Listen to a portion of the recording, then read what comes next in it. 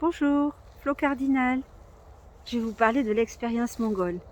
Alors, je suis artiste et femme médecine. Je pratique la transe dans mes états de corps depuis plus de 20 ans. Et j'ai ouvert un espace autour des voies somatiques et de la transe et de la voie chamanique. Il y a 11 ans que j'enseigne à ce niveau-là. Et puis, j'ai rencontré dans mon parcours différentes manifestations et différentes traditions. Alors aujourd'hui, je vais vous parler de la tradition mongole. En tout cas, une de ces traditions, de ces formes, qui est celle que pratiquent les nomades, en particulier les Tsatan, comme Enkhtuya Raksha, qui pratiquent la divination chamanique. La divination chamanique, comme son nom l'indique, ça c'est des anthropologues qui l'ont nommé ainsi, mais c'est vrai que ça a quelque chose qui est différent des roues médecines ou des voyages chamaniques, par exemple traditionnels. C'est-à-dire que là, le chaman va acter directement en canal par rapport à la question posée. Donc ça demande pour les praticiens de cet espace-là d'être très clair, expérimenté et d'avoir des endroits et un chemin très clair, une cartographie claire pour pouvoir connecter directement avec l'action principale qui doit être prélevée par rapport à la question, à l'intention de la personne.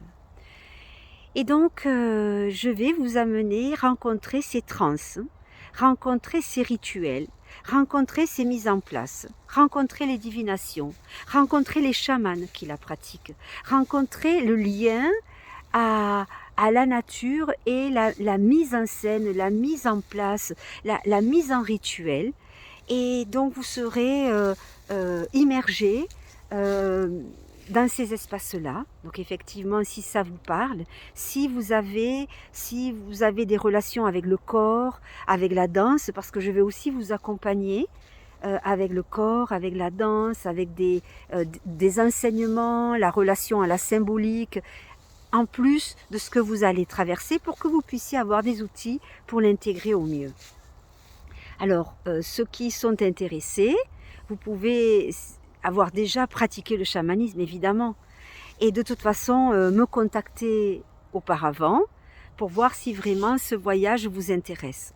Je vous propose une immersion dans les trans. Il y aura 2 chamans qui vont vous recevoir, que je connais, et vous allez traverser avec eux des moments de vie, et puis nous irons intégrer dans le désert du Gobi pour que vous puissiez vraiment dans un espace de plénitude, une autre forme de transe, mettre à plat tout ce que vous avez pu capter, toutes les médecines que vous aurez reçues aussi, parce que n'oublions pas que le chamanisme, c'est une médecine et que de toute façon, vous allez vibrer aussi, recevoir peut-être des réponses à vos questions, sûrement, en tout cas des espaces qui vont se clarifier.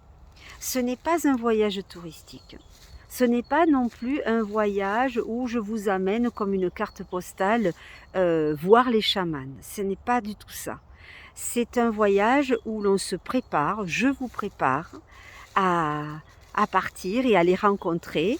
Et à l'intérieur de ce voyage aussi, vous aurez des espaces qui vous seront proposés.